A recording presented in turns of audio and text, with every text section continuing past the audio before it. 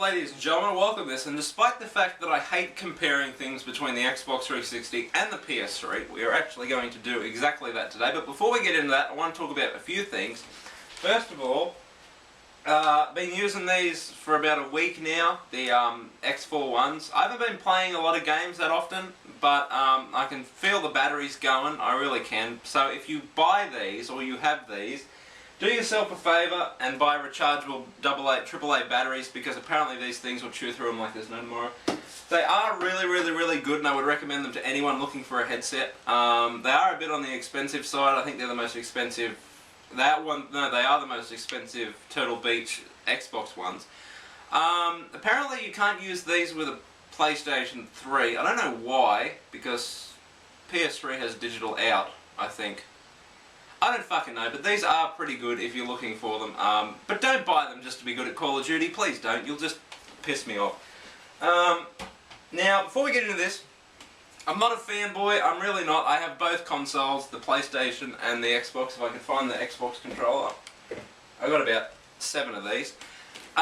So we're going to compare apples and oranges, as you can see here. But before we get into that, just to give you an idea how stupid fanboys are, on game trailers, there was this video I was watching, and in the comments, because now it's in 2013, Sony should have more of an install base of their PlayStation 3s than the Xbox 360.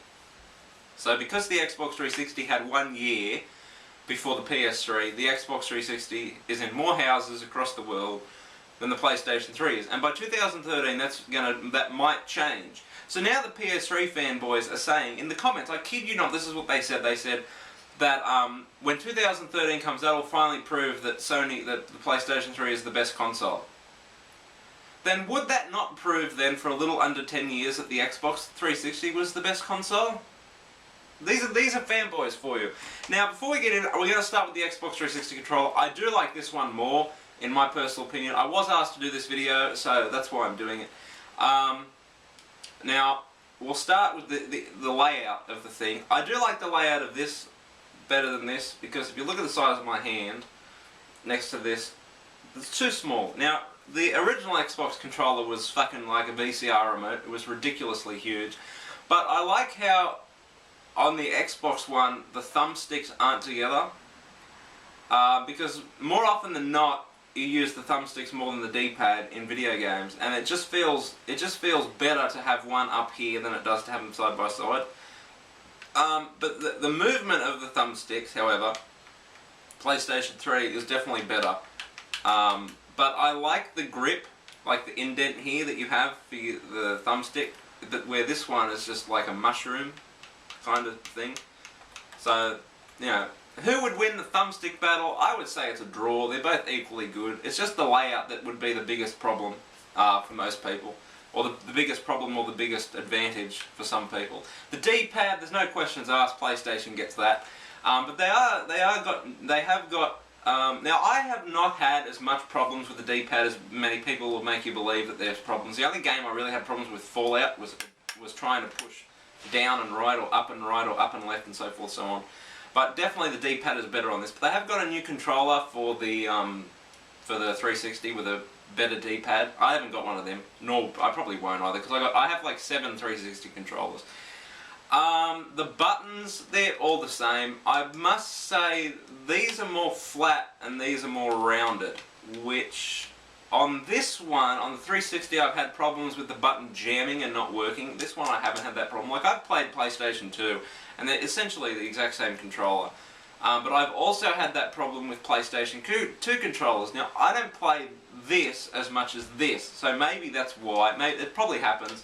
But as far as the button layouts, they're the same. They really are. The only thing that the Xbox would win for me is that it's A, B, and X, Y instead of square and all that kind of stuff. Don't ask why. That's just me being a bitch. But that doesn't really count. So, you know. Another advantage on the Xbox controller, I think, is having that thing at the bottom where you can plug the microphone into, instead of using Bluetooth or plugging it in directly to the PlayStation 3. Again, that's personal choice, but I prefer to have it plugged in. And also you can plug your chat pad in, which makes more sense having it there than it does up here. But again, that's just personal preference. There's really nothing better or worse. The guide button on both the Xbox wins because it's better. It's just bigger and it isn't in the middle of two thumbsticks. The start and the select buttons, sorry, the start and back, or the select and start buttons, they're exactly the same. There's really no difference. The PlayStation 3's got built-in, whatever that is, 6-axis, which is pretty cool. It's really not used that often, and when it is used, it's kind of annoying because it'll be a quick time event and then quickly you'll have to go like that. But for games like Heavy Rain, it does work brilliantly well. It's rechargeable, which is fucking huge. If only the Xbox 360 could do that, because then you wouldn't have to have a rechargeable battery pack on it. If you don't know, then they run on AA batteries, as you can see there. So that's probably the Xbox controller's biggest downfall, is the battery. Battery is really annoying because it's really heavy. Not that I have a problem with that, because I do prefer it heavier and bigger than this one, which is small and light. But if you're like a little kid or whatever, then this is pretty heavy compared to that because of the battery pack. So if you take the battery pack out, it's light. But the battery pack makes it pretty heavy, which I don't really care, but some people probably do. Now, we'll get on to the PlayStation 3's biggest downfall is the triggers. The triggers on this are just horrible. There's really no way around it. They're just too touchy, too sensitive. Like, I play Uncharted 2 and I hold it like this, and then all of a sudden I'll throw grenades at myself because I accidentally leant a little bit and slightly pushed it. And then if you're like on a lounge or something and you're watching a movie and you put the controller down, for some reason it hits one of these and it either goes backwards or it goes forwards and all that kind of stuff, which is kind of annoying. But it's good how on some games, shooting games, you can change from the triggers to the shoulder buttons or vice versa. The shoulder buttons on the PlayStation 3 controller are probably better than the shoulder buttons on the 360. Again, I don't really care. But the best thing about the Xbox 360 controller for me is the size, the way that it fits one's hand. So that's pretty perfect. And the triggers. The triggers are probably the best thing about the 360 controller. They work, they're good. They hardly ever break. I've had one, the left trigger broke. Well, it didn't really break, it just kind of stuffed up. So I was playing Call of Duty 4, and it would you would touch it, and it would zoom in, zoom out, zoom in, zoom out, like that. Like it was, But other than that, I personally like this one more because I play this one more. But if you play this one more than this one more, so forth, so on. So that's a little quick comparison of the controllers for those of you who care. So until next time, ladies and gentlemen, I'm out. Have a good one. Au revoir.